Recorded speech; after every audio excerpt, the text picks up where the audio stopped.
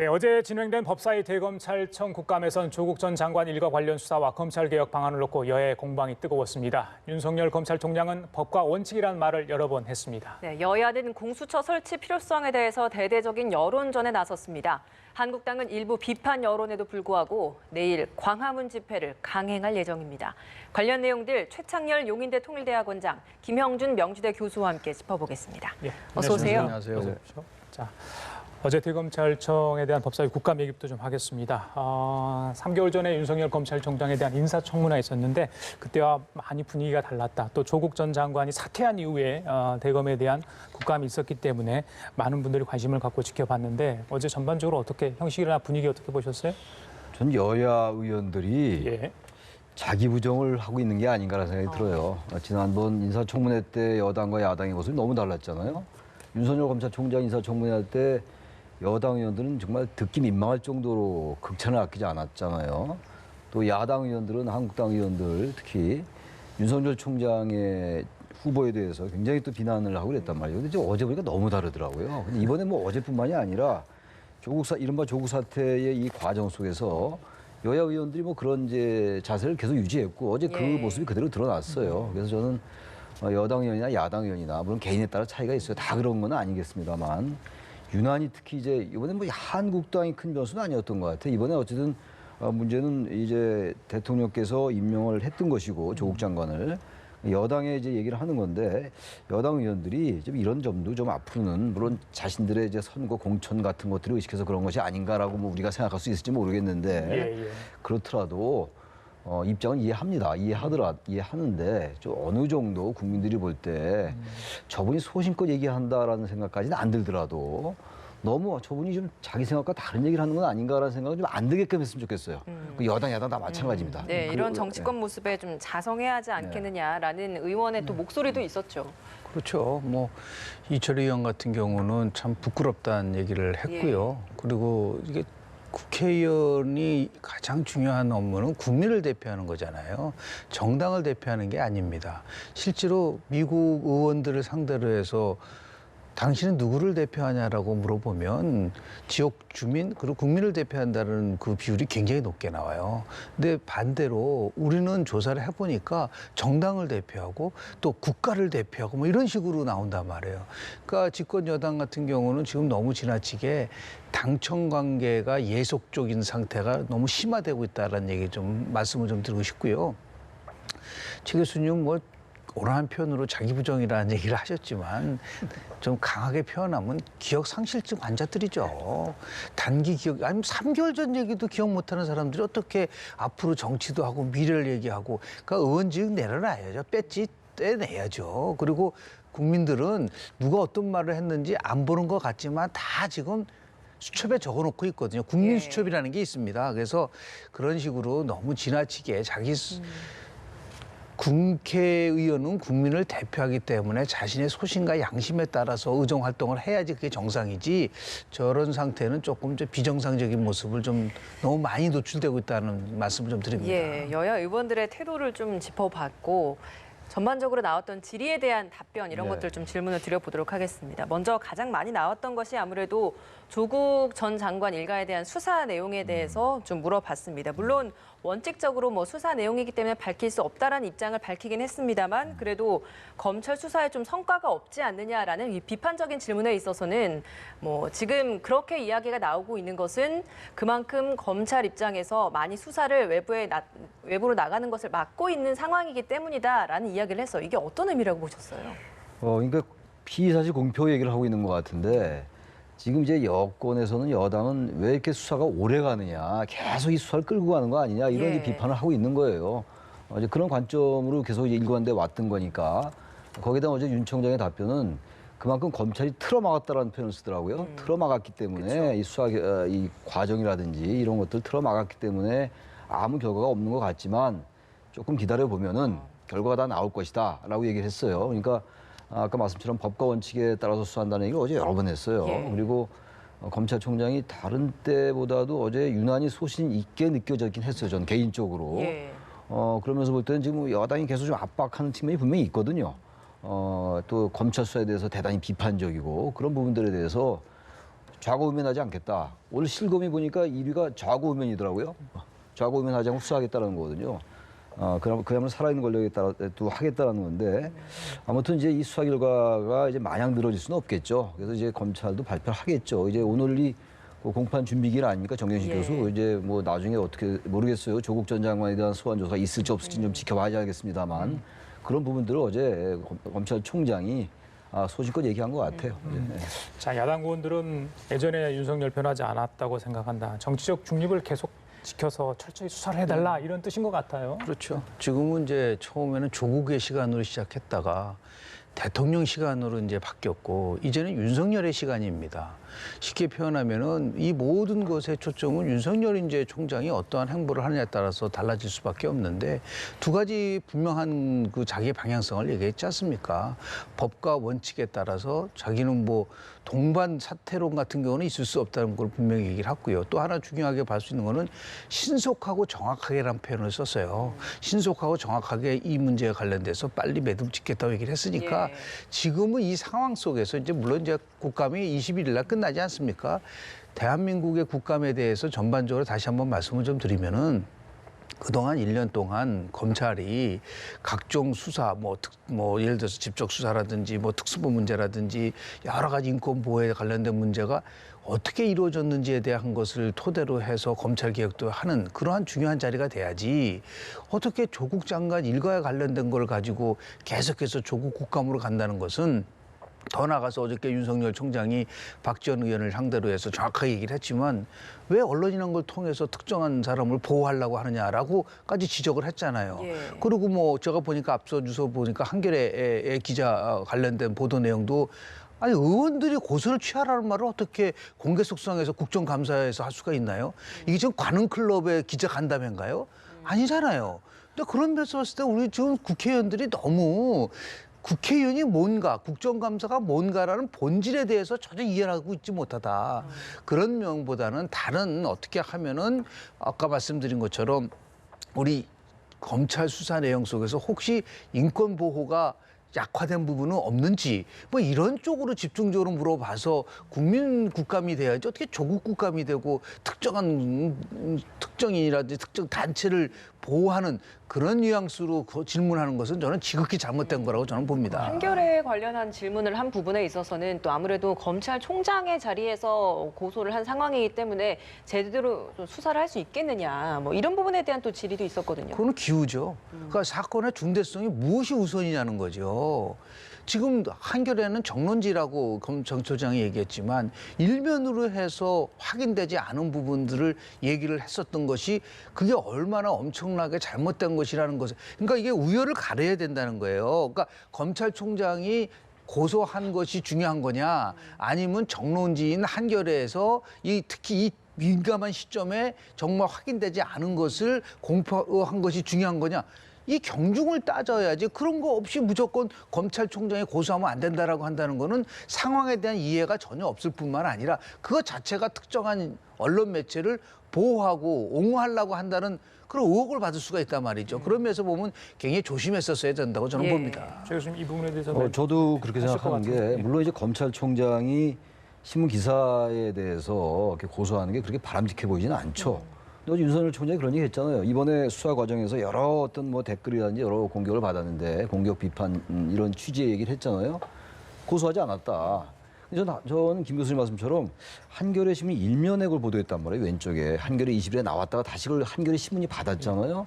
그거는 윤석열 총장으로서는 심각하게 받아들일 수밖에 없어요. 다른 것하고 달라서 다른 개인적인 문제를 고소하지 않았겠죠. 근데 이거는 이 사건의 커다란 맥락과 아주 중요한 거 아니겠어요? 이제 조국 전 장관과 윤석열 검찰총장의 대립구도인 건 우리가 부인할 수 없는 것이고 예.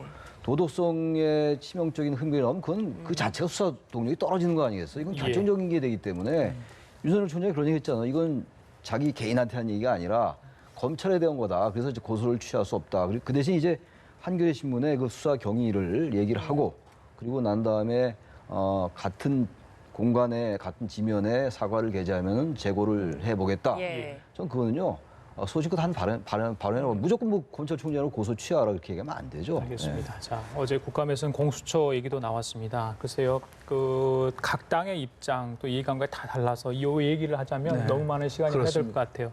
뭐가 문제인지 어떤 특정 기관에 대한 권력을 조금 나눠 분산해야겠다. 거기에 대한 공감대가 분명히 네. 있어 보이는데 방식의 차이, 방법의 차이, 또 절차의 차이는 더 확연하게 지금 대립되고 네. 있는 것 같습니다.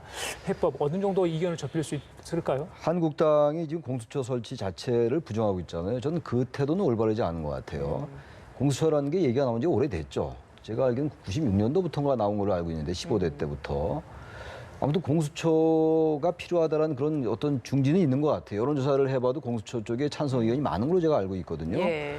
그러니까 공수처를 하긴 하는데 지금 야당이 주장하는 거는 수사권과 기소권을 분리하는 게 검찰개혁의 주된 그 내용인데 공수처는 그게 없다라는 거 아니에요? 수사권과 기소권을 다 가지고 있다라는 것이고 또 임명권자가 대통령이기 때문에 정치적 중립이 안 된다 이렇게 얘기를 하고 있는 거예요. 그래서 나경원 원내대표 같은 경우는 이게 아주 비판적으로 얘기하고 있단 말이죠. 전 그래서 여권도 이런 비판을 일정 부분 좀 받아들이면서 서로 좀 절충할 수밖에 없어요. 그리고 이제 한국당이 무조건 이건 이제 응하지 않겠다라고 하는데 그 태도는 저는 옳지 않다고 봐요. 공수처 설치에 대해서 어느 정도 긍정적 마음을 가지고 그러나 한국당이 지적한 여러 문제들이 있어요. 그건 예. 여당도 좀 경청할 부분이 좀 있다고 생각하거든요. 그렇게 해서 이제 뭔가 합의를 해 나갈 생각을 해야지 한국당이 무조건 이거는 거대 괴물이 탄생하는 거니까 안 된다라는 게 글쎄요. 과연 설득력이 있을지 모르겠어요. 저는 예. 한국당의 그런 태도는 썩 바람직한 것 같지는 않아 보이긴 합니다. 예.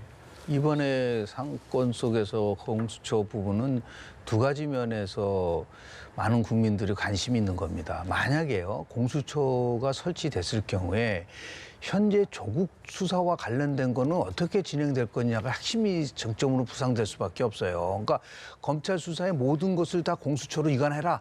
라고 하는 경우가 나올 수도 있단 말이죠. 이 부분 속에서 문제 제기가 이제 나올 수 있는 부분들이 있는 거죠. 두 번째는 뭐냐면 검찰의 비대화된 권력을 축소시키는 것에 대해서는 대부분이 동의를 합니다. 그리고 윤석열 검찰총장조차도 이런 얘기를 해요. 국민의 대표기관인 국회에서 진행되는 사항에 대해서 검찰이 어떻게 개입할 수가 없다는 부분 속에서 그러니까 다시해서 윤석열 검찰총장 자체도 공수처 법안에 대해서 좋다 나쁘다라고 얘기하지를 않고 있는 예. 상황이란 말이에요. 결정에 그렇게 결정에 따르겠다고 따르겠다고 얘기를 했단 말이에요. 그렇다고 한다면 가장 중요한 핵심은 뭐냐면 저는 검찰개혁의 본질이 뭐냐는 가장 중요한 게 뭐냐. 저는 국민을 상대로 해서 조사를 했을 때 많이 나온 것 중에 하나가 뭐냐면 검찰개혁의 핵심은 바로 검찰의 정치적 중립화라는 것과 아주 대부분의 국민들이 생각을 하는 거란 말이에요.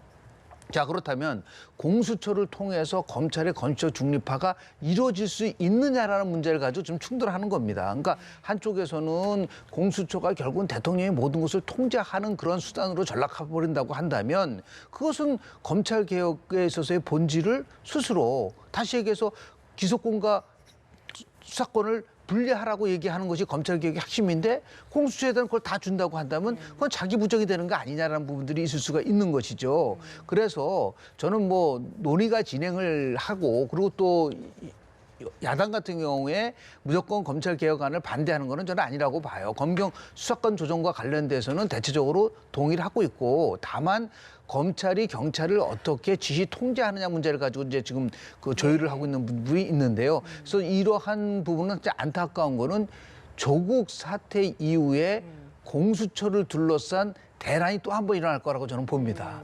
이게 엄청나게 또 후폭풍이 있을 수 있는 방법밖에 없는 것이고 이러면 또 이제 연말까지 모든 정치 일정이 공수처법이라는 것에 대해서 매몰될 수밖에 없는 이런 상황이 나올 수밖에 없기 때문에 이것은 결국은 정치적으로 풀어야 될 문제인데 얼마만큼 그러니까 안정장치도 만들어내고 조국 수사와의 연관성의 입장에서 봤을 때도 이러한 그 의혹을 받지 않게끔 할 수 있는 방법이 뭔가에 대한 것도 같이 전향적으로 검토해야 될 거라고 저는 봅니다. 예.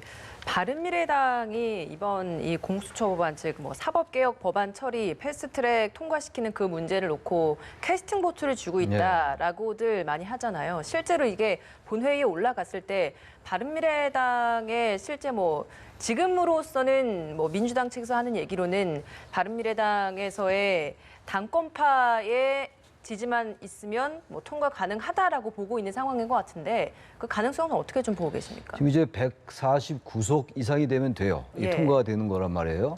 근데 지금 이제 더불어민주당과 바른미래당과 민주평화당 그리고 정의당 등 합치면 이제 166석쯤 됩니다. 근데 단순 수치로 보면 이제 그 표결에 들어갈 때 통과될 수가 있죠. 통과될 수가 있는데 바른미래당도 내부가 좀 갈리고 있잖아요. 그쵸. 당의 지금 정치적인 갈등도 있고 이거 지금 패스트트랙에 대한 것도 생각이 좀 다르단 말이에요. 당권파 예. 당권파의 그 갈등. 그래서 저는 이걸 어느 정도 이 선을 정해놓고 가지 않으면요 부결될 가능성도 좀 있다고 봐요. 패스트트랙 문제가. 근데 게다가 선거제 문제하고 또 연동이 돼 있는 거란 말이에요. 처음에는 이제 선거제 그러니까 준연동형 비례대표죠. 엄격하게 말하면 예. 그 선거법 개정안을 같이 먼저 한 다음에 그것을 먼저 처리한 다음에 이 검찰청법 이제 검경수사권 조정이죠. 그리고 이제 공수처 설치법 이거를 나중에 하기로 했는데 지금 이제 어쨌든 검찰 개혁이라는 게 화두로 떠오르는 건 분명한 것이니까 예. 이거 좀 앞당겨서 여기에 대한 또 반발이 있을 수도 있고 한국당은 기본적으로 어쨌든 검경수사권 조정에는 찬성이지만 공수처에 대해서는 반대 입장이라서 이 부분도 있고 이게 패스트트랙 이 전국이 만만치가 않을 것 같아요. 여러 가지 변수가 맞물려 있기 때문에 예. 우리 김 교수님 말씀처럼 지금 이제 조국 사태로 한 2달 이상 이렇게 블랙홀이었는데 물론 대통령께서 이제 뭐 경제나 이쪽으로 자꾸만 턴하려고 그러시긴 하는데 민생이나 개혁 입법 쪽으로 이 지금 이 공수처가 또 이게 검찰 개혁의 한 중요한 그 변수잖아요. 그래서 저는 정치권이 이런 것도 하면서 다른 쪽도 좀 같이 하면 어떨까 우리 정치권의 능력을 볼 때 쉽지 않아 보이긴 하는데 예. 이른바 좀 투택을 해야지 오로지 또 이 공수처로 그냥 블랙홀이 돼가지고 검찰개혁, 공수처를 반대하면 이건 검찰개혁에 반대하는 것이고 또 공수처를 찬성하면 검찰개혁이 되고 이렇게 자꾸만 양대 이 이분법적으로 좀 가지 않았으면 좋겠어요. 그래서 여야가 그런 지혜를 좀 발휘했다. 뭐 글쎄 이게 원론적 얘기라서. 바른미래당이 이제 키맨이 될 거냐라는 그런 예. 질문이 계셨잖아요. 예.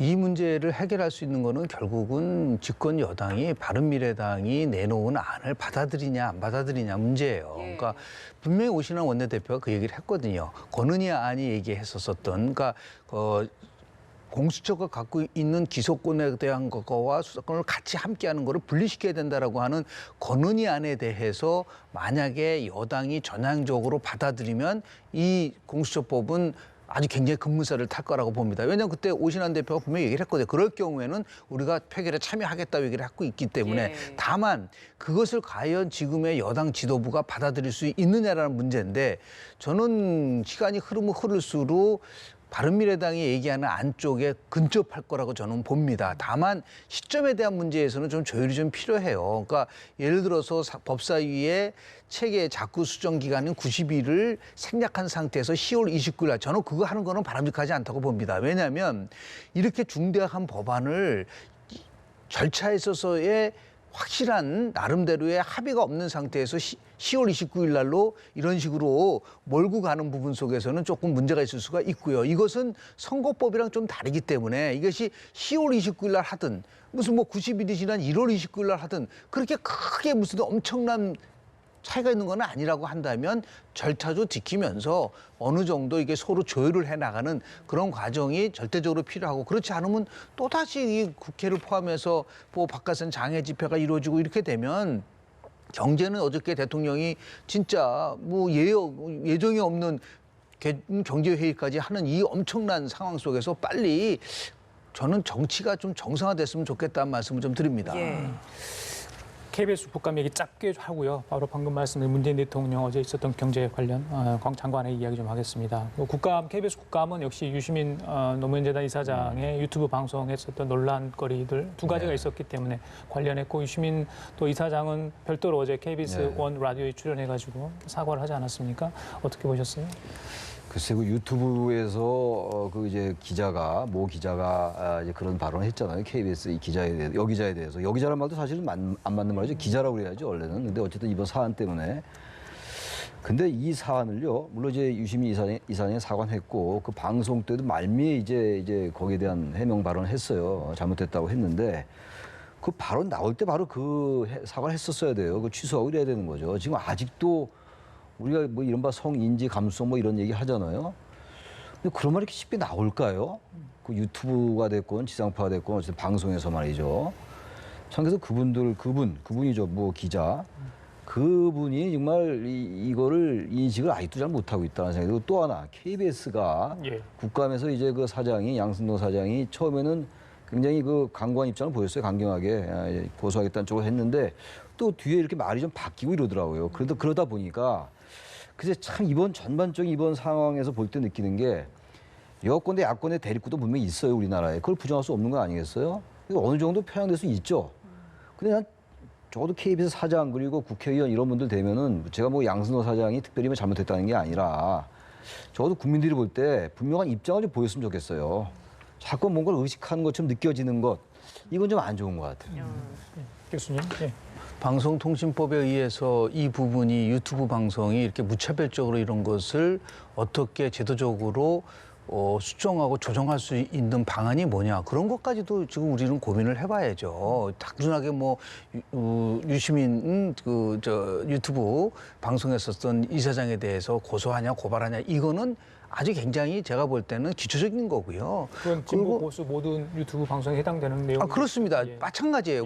지금 유튜브 방송이 꼭 알릴레오만 있는 게 아니잖아요. 여러 부분이 있지 않습니까? 그래서 이 하나의 교훈은 뭐냐면, 이렇게 민감한 것을 방송할 때는 생방송이라는 것이 갖고 있는 한계성이 있다고 한다면 자체적으로 정화 노력이 필요한 것이죠. 이걸 해서 분명히 어느 정도 문제가 있다는 것은 나름대로 편집을 한 상태에서 가야지, 이렇게 생방송으로 노출된 상태에서 모든 문제가 끝난 다음에 사과한다고 그러면 그게 되는 겁니까?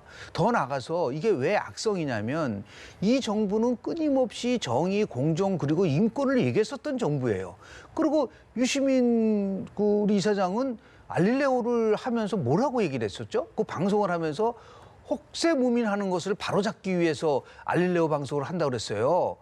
그런데 반대로 혹세무민하고 있을 수 있는 위험성이 있다고 한다면, 이거는 사과하는 게 아니라 아예 폐지시켜버리든지, 자기 스스로가 나 이렇게 잘못했습니다, 앞으로 방송하지 않겠습니다, 그러한 결기가 없다고 한다면 앞으로 이 문제와 관련돼서 꼭 알릴레오만이 아니에요. 여러 유튜브가 그렇게 무차별적으로 막 확인되지 않은 가짜 뉴스를 막 방송할 때 그것을 어떻게 조정할 거냐에 대한 부분들도 우리가 국회 차원에서 오히려 저는 그 문제를 중점적으로 좀 얘기를 하면서 좀 자정할 수 있을 뿐만 아니라 법적인 제재 장치도 어떻게 만들 것이냐, 그런 게 국정감사의 핵심이 돼야 되지 않았을까라는 생각을 좀 개인적으로 해봅니다. 예, 알겠습니다. 문재인 대통령이 어제 주재한 경제관계 장관회의 이야기도 좀 다뤄보도록 하겠습니다. 투자를 10번이나 이 단어를 사용했다고 합니다. 그리고 직접 이렇게 경제관계 장관회의를 주재하는 게 확대 경제관계 장관회의 주재한 이후로 처음이라고 하더라고요. 이것도 굉장히 좀 의미 있는 것 같습니다. 어제 또 이제 홍남기 부총리가 지금 부재 중이잖아요. 예. 대통령이 이렇게 직접 주재한 경우가 아주 이례적이죠. 많지는 않죠. 예. 그만큼 이제 경제 상황에 대한 인식이 이제 대통령이 정확히 하고 계신 거로 봐야 돼요. 그리고 그동안 좀 일각의 지적이 문재인 대통령이 너무 경제를 안이하게 보는 게 아닌가라는 지적이 없잖아 있었어요. 기초 체력이 튼튼하다라든지, 그리고 특히 이제 9월 달 수석보좌관회의에서는 고용 상황이 양과지를 모두 뚜렷하게 개선되고 있다. 그러니까 이런 말들은 뭐 이런 면도 없지 않아 있어요. 어떤 특정 어떤 그 영역에서 보면은 늘어나고 있는데, 또 질을 보면 또 그렇지 않다는 비판도 있기 때문에 대통령께서 너무 경제 상황을 국민들이 경제가 어렵다라고 생각하는 것에 비해서는 조금 뜬금없지 않냐라는 지적이 제기됐었어요, 언론에서. 근데 그런 것들에 비해서 이제 어제는 상당히 이제 그 SOC 투자도 강조를 하셨고, 되게 지금 지난 이명박 정부 때 그 4대강 사업 이런 것들 때문에 토목 사업에 대해서는 좀 이렇게 자제하는 이런 분위기거든요. 이 현 정부가, 문재인 정부가. 근데 어쨌든 그 어떤 뭐 고용 창출의 측면에서 그 주택 공급도 얘기하고 광역 교통망 말씀도 나왔단 말이죠. 그래서 어쨌든 현재 이 상황이 대단히 심각하다는 인식이 있었던 것은 아닌가. 그래서 긴급 경제장관 회의를 했는데, 또 야권에서 또 이런 비판이 또 있어요. 정책의 변화가 없다. 예를 들어서 이제 그 소득주도 성장 이 부분이에요.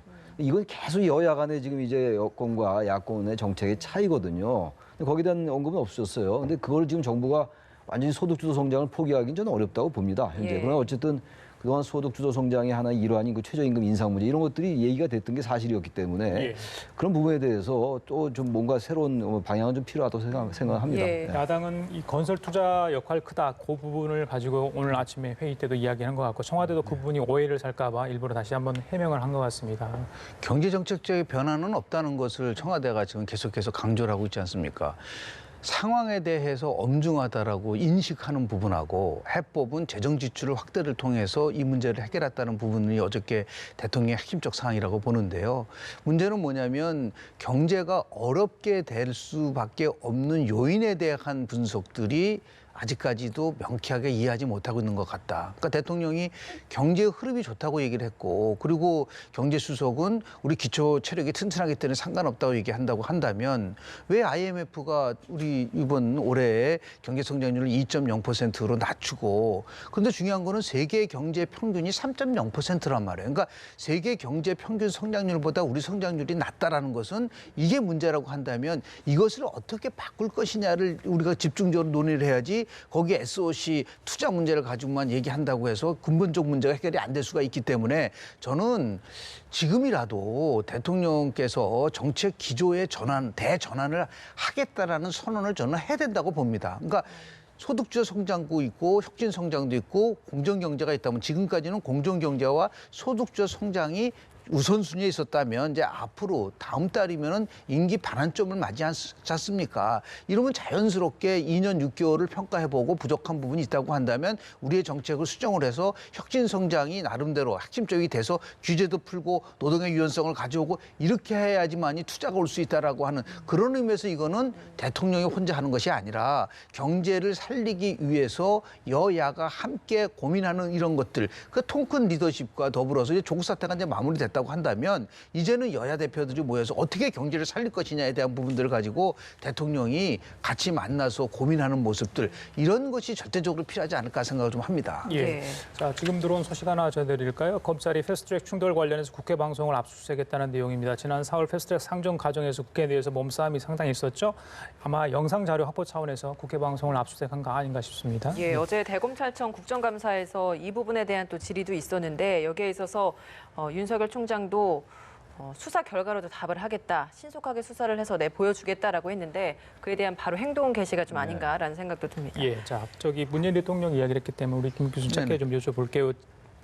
조국 전 장관 사퇴 이후에 지지율이 어떻게 달라질지 궁금했지 않습니까? 궁금했죠. 예. 오늘 근데 굉장히 또 충격적인 조사 결과가 나왔습니다. 조국 사태 이후잖아요. 한국갤럽이 오늘 발표한 내용을 보면은 40%대가 무너졌습니다. 그러니까 잘한다가 39%. 리얼미터는 어제는 올랐. 그래서 그 리얼미터가 그 간혹 가다 보면은 이렇게 큰 흐름과는 다른 모습을 좀 보이고 있기 때문에 물론 여론조사마다 조사 방식이라든지 그 시점에 따라서 달라질 수가 있는 부분은 분명히 있는데 예. 전반적 추세로 봐서는 대통령의 국정운영 지도가 이렇게 추락하는 모습을 보이고 있는 부분들이 있어요. 그래서 이 특히 이제 그 리얼미터는 이제 ARS 방식이고요. 여기는 이제 전화 면접 조사 방식이기 때문에 무엇에 의해서 이렇게 차이가 있는지에 대해서 왜냐하면은 리얼미터는 목요일 날 발표 나온 거 어저께 나온 거는 굉장히 4.1%포인트가 높아졌는데 반해서 이번 오늘 한국갤럽 조사는 지난주에 43%에서 39%니까 4%포인트가 떨어졌다면 이게 8%포인트 갭이 생긴단 말이에요.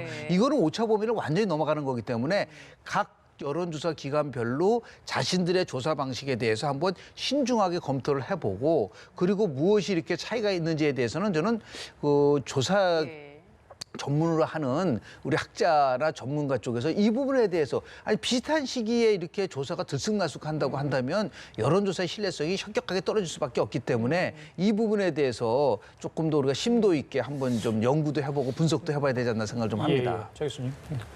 지금 여론조사가 이제 아주 한국갤럽하고 리얼미터 아니에요. 예. 좀 거의 이제 그 두 개를 가지고들 이제 잣대로 하더라고요. 물론 이제 중요한 현안이 있을 때는 여러 기관의 이제 여론조사가 나와요. 예.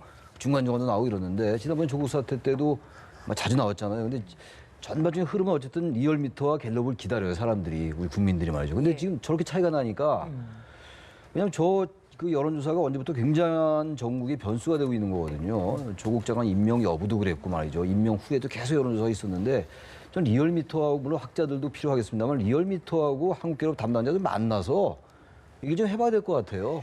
저렇게 차이가 나는 게 어떻게 국민들이 보통 저걸 굉장히 신뢰를 하거든요. 리얼미터, 한국갤럽을. 그렇죠. 너무 차이가 나니 하루 만에 차이가 나니까 예. 그러지 말씀처럼 여론조사 설문도 다를 것이고 예. 방식도 다르고 다 다를 거예요. 예, 날짜도 예. 약간 다르고 그렇죠. 뭐 표본도 다릅니다만 어쨌든 국민들은 그런 걸 다 알지 못하거든요. 예. 결과만 보고 얘기하는 건데 저렇게 다르니 이게 어떻게 되는 거지? 저는 그래서 한국갤럽의 이 담당자하고 이 리얼미터 담당자하고 뭐 얘기를 좀 하든가 공개적으로 그래야 될 것 같아요. 근데 왜냐하면 핵심은요. 어저께 조사에서의 핵심은 중도층이 반등했다는 거였어요. 리얼미터는. 그런데 오늘 갤럽 조사에서는 중도층에서 잘한다가 36%밖에 안 되고 못한다가 59%예요. 그러니까 전체보다도 훨씬 낮게 중도층이 이탈했다고 한다면 이거는 어마어마한 차이인 거예요. 하나는 중도층이 반등했다 그러고 한쪽에서는 중도층이 추락하고 있다고 한다는 거를 가지고서 어떤 것이 맞느냐. 그러니까 민심에 대한 것을 정확하게 파악을 해야지 거기에 맞는 정책도 나오고 거기에 맞는 나름대로 처방도 나올 수가 있는데 그런 의미에서 봤을 때 최 교수님 말씀하신 대로 이 부분에 대해서는 좀 기관이 못한다고 한다면 뭐 여론조사 전문 하시는 분들 저도 개인적으로 만약에 이 부분이 있다고 하면 적극적으로 참여를 해서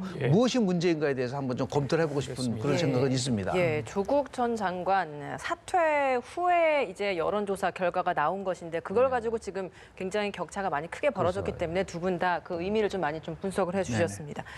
차기 법무부 장관은 이제 누가 될 것인가 이 부분에 대해서도 많은 관심이 있었는데 국민들은 여기에 대한 여론조사를 했을 때도 좀 학자 출신이 적합하지 않겠느냐라는 응답을 많이 했다라고 합니다. 교수님께서는 좀 어떻게 좀 그래서 장단점이 있을 것 같아요. 학자 출신이 하는 게 아마 이 정부의 기본 방향일 거예요. 이제 문민이 한다 이런 얘기, 문민 정부 비슷한 거예요. 미국 뭐 국방장관도 뭐 저 민간이 하잖아요. 근데 우리나라는 아직은 이제 법무장관은 검찰 출신이다 그랬는데 이제 우리 문재인 정부가 들어서 거기 깬 거잖아요. 박상기 법무장관 그다음에 조국 장관. 예.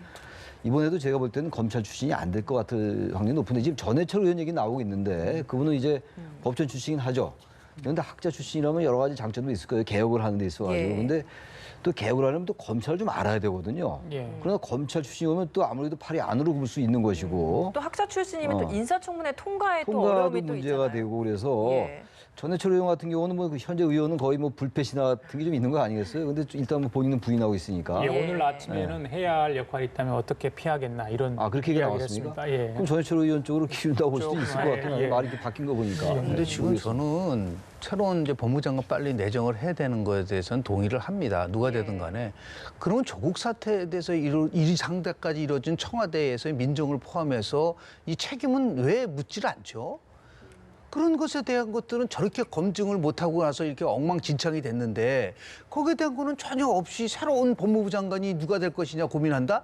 그래서 최소한도 이 부분에 관련돼서 청와대의 비서실장이든 민정수석이든 누군가는 책임을 져야 됩니다. 그리고 나서 새로운 그 나름대로 그 법무부 장관을 임명하는 쪽에서 해야지 그거 없이 새로운 인물만 막 얘기한다고 한다는 것은 저는 좀 어떤 면에서 좀 부족한 면이 있지 않을까 생각이 좀 듭니다. 저도 그 말씀 하나 드리고 싶은 게 청와대도 청와대입니다만 민주당도 사과 좀 해야 돼요. 그럼요. 민주당이 어쨌든 간에 이번에 조국 사태에서 상당한 그 두둔 역할을 많이 했잖아요. 그럼 거기에 대해서 어쨌든 간에 물론 조국 전 장관에 대해서 수사 결과는 알 수가 없어요. 수사 결과. 그러나 어쨌든 국민들이 많이 분열됐던 건 사실 아닙니까? 예. 그러면 집권당으로서 청와대에 잘 건의하지 못했고 이런 부분들 그건 한마디 해야 되는 거 아니에요? 제가 알기로는 아직 한마디도 안 한 걸로 알고 있는데 그러면 안 될 것 같아요. 저는 분명히 김혜영 최고위원만 송구하다는 얘기죠. 예, 그래서 그렇게 하는 거 말고 정식으로 예. 해서 어쨌든 이러이러한 선의가 있었고 검찰 개혁을 하려 했는데 결과적으로 이렇게 상황이 안 좋아졌다. 정확하게 국민들에게 얘기하고 설득을 구하고 그게 오히려 지지율이 올라가지 않겠습니까?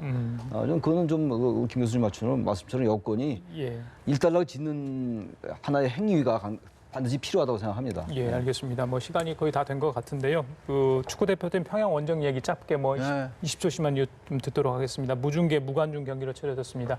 어제 김현철 통일부 장관 사과까지 하지 않았습니까? 사과를 하면서 뭐 이게 공정한 거를 위한 뭐 북한의 배려인 것처럼 얘기한 것에 대해서는 굉장히 저는 부적절하다고 보고요.